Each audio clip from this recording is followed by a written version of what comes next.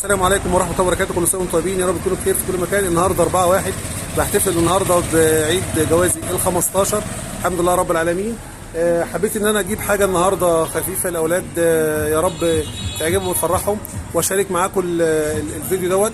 جينا عند محل هنا في شارع الساحه، بصراحه شخصيه محترمه جدا، ومحل نظيف وحاجته جميله واسعارها حلوه جدا جدا. بنصح كل الناس اللي هتتفرج على الفيديو دوت تيجي المكان هنا وتشرفنا وتاخد منه حاجات جميله زي ما انتم شايفين كده. في تورتات،